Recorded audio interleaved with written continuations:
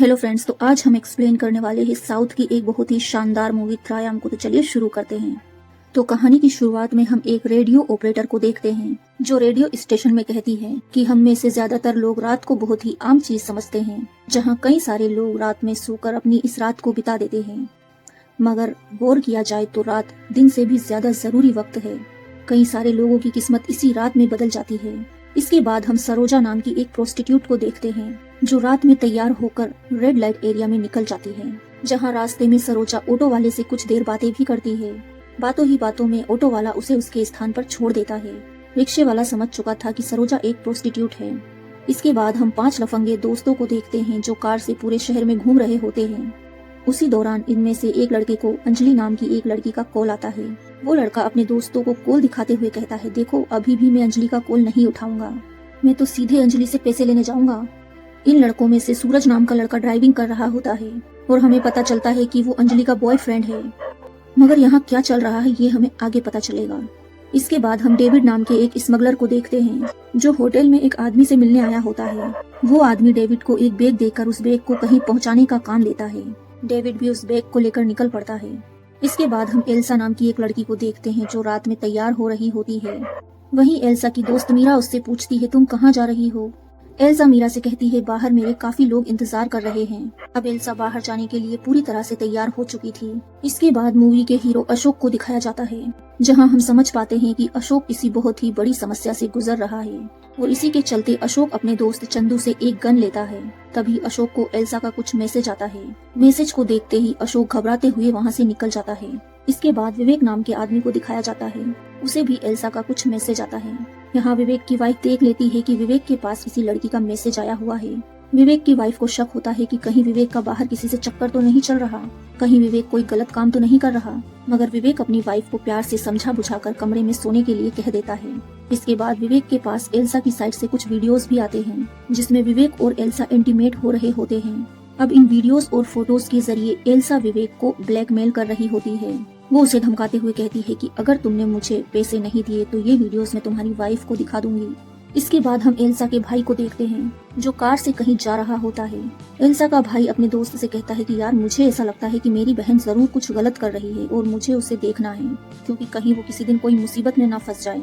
इसके बाद हम सीधे उन 5 लफंगों को देखते हैं। ये रोड की साइड पर अपनी गाड़ी रोकते हैं। वहीं रोड पर सरोजा भी खड़ी होती है। अब ये 5 लफंगे सोचने लगते हैं कि वे ये रात सरोजा के साथ बिताएंगे, मगर सरोजा को उन 5 की नीयत बिल्कुल भी सही नहीं लग रही थी। तभी सरोजा किसी और कस्टमर के साथ वहाँ से बाइक से निकल जाती है। इसके बाद इन 5 में से एक लड़का अंजलि के पास जाता है और वो अंजलि से 5 लाख रुपए लेकर अपने फोन में से कुछ वीडियोस भी डिलीट कर देता है। असल में अंजलि सूरज की गर्लफ्रेंड होती है और जिस टाइम अंजलि और सूरज इंटीमेट हुए थे, सूरज ने कुछ वीडियोस बना ली होती हैं। फिर अपने दोस्तों के कहने पर सूरज अंजलि को ब्लैकमेल करने लगा। इसके बदले ये सभी लोग अंजलि से पैसे लेते हैं। हालांकि इस बार भी इन्होंने वीडियो डिलीट नहीं किया होता है। इसके बाद सूरज अपने दोस्तों से कहता है कि यार हमें वीडियो डिलीट कर देना चाहिए, और कितना ब्लैकमेल करेंगे उसे।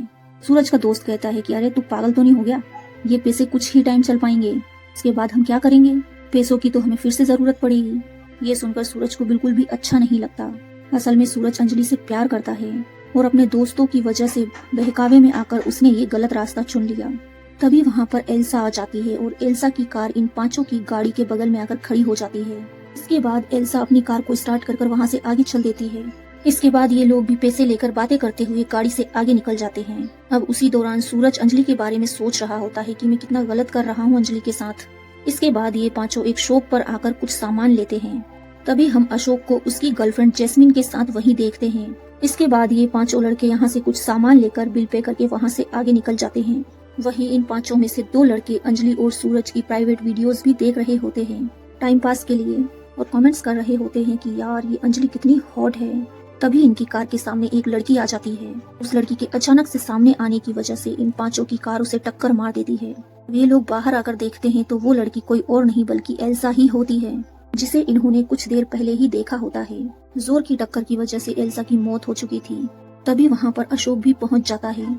अशोक एल्सा की बॉडी को देखकर बहुत ज्यादा दुखी हो जाता है और अशोक इन 5 लड़कों पर गन शूट करने लगता है, जिससे ये डरकर वहाँ से भाग निकलते हैं। मगर टक्कर की वजह से इनका फोन वहीं साइड में गिर जाता है, जिसमें अंजलि और सूरज की वो प्राइवेट वीडियोस होती हैं।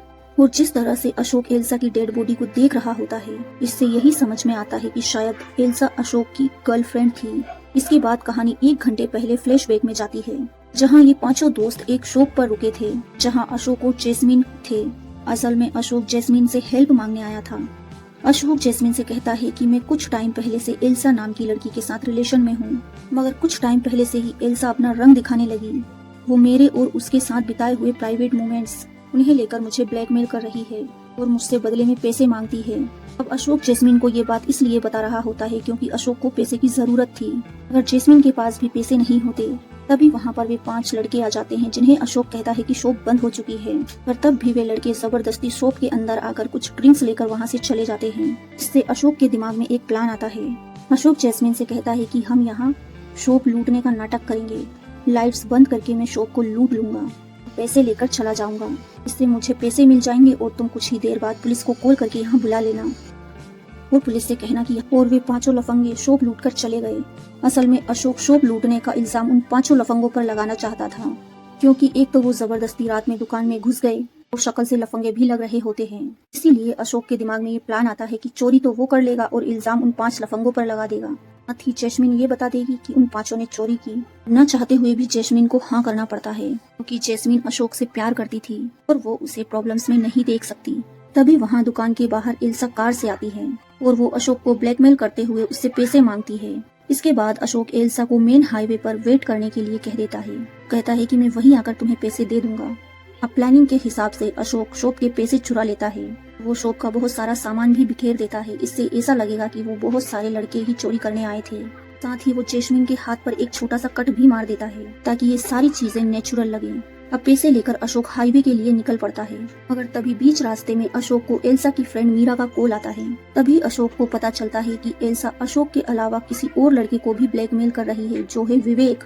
इसके बाद अशोक हाईवे पर पहुंच जाता है, जहां हाईवे के दूसरे साइड एल्सा उसका इंतजार कर रही होती है। मगर जैसे ही एल्सा रोड क्रॉस करके अशोक के पास आ रही होती है, वैसे ही बीच रास्ते में सूरज की गाड़ी एल्सा को उड़ा देती है। वहीं एल्सा की मौत हो जाती है। इसके बाद हम फ्लैशबैक में देखते हैं कि किस तरह से इन सभी लोगों की कहानी एक दूसरे से जुड़ी हुई है। इसके बाद कहानी फ्लैशबैक में जाती है 2 घंटे पहले क्या हुआ था। असल में 2 घंटे पहले विवेक एल्सा से मिलने आया हुआ था। विवेक एल्सा से कहता है कि देखो, जब मैंने तुम्हें कितनी बार समझाया है कि जब मैं घर पे रहता हूँ तब मुझे वीडियोस मत भेजा करो, मैं तुम्हें तुम्हारे पैसे दे दूंगा, इतना तो भरोसा रखो मुझ पर। एल्सा विवेक से कहती है ठीक है, मैं आगे से ऐसा नहीं करूंगी। इसके बाद विवेक एल्सा को अपने साथ चलने के लिए कहता है। इसके बाद एल्सा भी अपने घर से सामान लेकर विवेक के साथ उसकी कार में बैठकर चली जाती है। वहीं एल्सा का भाई भी ये सारी चीजें देख लेता है। एल्सा का भाई एल्सा को रोकने की बहुत कोशिश करता है, मगर वो नहीं रुकती। इसके बाद एल्सा का भाई जब इस बारे में अपनी वाइफ से बात करता है तो एल्सा की भाभी उसके बारे में काफी बुरी बुरी बातें करती है। साथ ही वो एल्सा को एक कैरेक्टर लेस लड़की बोलती है।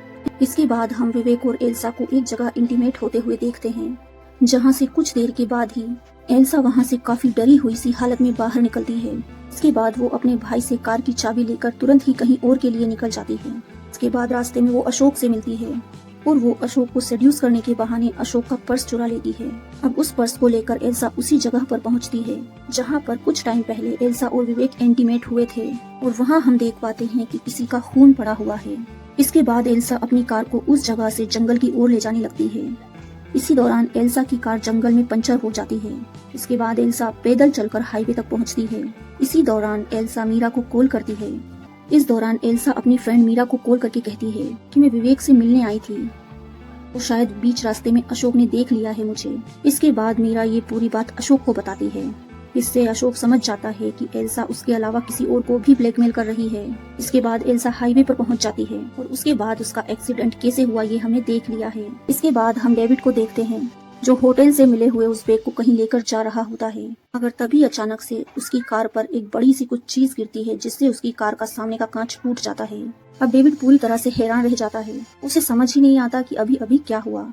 इस वजह से डेविड बाहर आकर देखता है और थोड़ा आगे जाने पर उसे एक आदमी की डेड बॉडी नजर आती है। इससे डेविड को ऐसा लगता है कि कहीं उसने ही तो इस आदमी को अपनी कार से नहीं उड़ा दिया। अब डेविड इस बात से बहुत ज्यादा टेंशन में आ जाता है कि मैंने ये क्या कर दिया। वहीं दूसरी तरफ हम अशोक को देखते हैं, जो एल्सा की बॉडी के पास है। तभी वहाँ पर एक पुलिस ऑफिसर आ जाता है, जो डेड बॉडी और अशोक के हाथ में गन देखकर उसी पर शक करने लगता है। अशोक पुलिस वाले को समझाता है कि सर, मैंने कुछ नहीं किया है, इस लड़की को किसी कार वाले ने उड़ा दिया है और वे लोग भाग चुके हैं। पुलिस ऑफिसर कहता है कि चलो मान भी लेते हैं कि तुमने कुछ नहीं किया, मगर तुमने कुछ देर पहले तो काफी कुछ किया था। इतना कहकर वो पुलिस वाला अशोक को कार के पास लाता है, जहाँ जैस्मिन पुलिस वाले की कार में अंदर बैठी हुई थी। असल में अशोक ने प्लान तो बहुत ही धांसू बनाया था चोरी के लिए, मगर जैस्मिन और अशोक शॉप का सीसीटीवी कैमरा ही ऑफ करना भूल गए थे, जिससे इनकी नकली चोरी पकड़ी गई। पुलिस इन दोनों को अरेस्ट करके यहाँ से ले जाती है। वहीं वो पुलिस वाला कुछ पुलिस वालों को एल्सा की डेड बॉडी के पास छोड़कर जाता है। इसके बाद हम उन 5 दोस्तों को देखते हैं, जिसमें से एक के पैर में चोट लग गई थी, और ये चोट उसी वक्त लगी थी जब इन्होंने एल्सा को गाड़ी से उड़ाया था। उसी टाइम इनका फोन भी वहाँ गिर गया था। अब सूरज उस फोन को वापस लेने आता है, मगर वहाँ पुलिस इन्वेस्टिगेशन चल रही थी और अब पुलिस किसी भी टाइम उस फोन तक पहुँच सकती थी। अब यहाँ सूरज चालाकी से फोन को ढूंढ लेता है, फोन को उठाकर वहाँ से दूर भागने लगता है। उसको भागता देख पुलिस ऑफिसर्स उसके पीछे भागने लगते हैं। पुलिस वालों को लगता है पक्का इसने कुछ गलत किया है, इसीलिए तो भाग रहा है। इसके बाद पुलिस वाले सूरज को पकड़कर उसका फोन छीन लेते हैं। तभी वहाँ पर सूरज के बाकी दोस्त आ जाते हैं और ये 5 लफंगे पुलिस वालों को पीटकर फोन लेकर वहाँ से भाग निकलते हैं। इसके बाद ये खबर पुलिस ऑफिसर्स तक पहुँच जाती है कि 5 लड़के इन्वेस्टिगेटिंग ऑफिसर्स को मारकर हाईवे की तरफ निकल गए हैं। इसके बाद हम डेविड को देखते हैं। डेविड उस डेड बॉडी को प्लास्टिक बैग में भर के अपनी कार के बैक साइड में रख देता है। तभी वहाँ पर पुलिस पहुँच जाती है।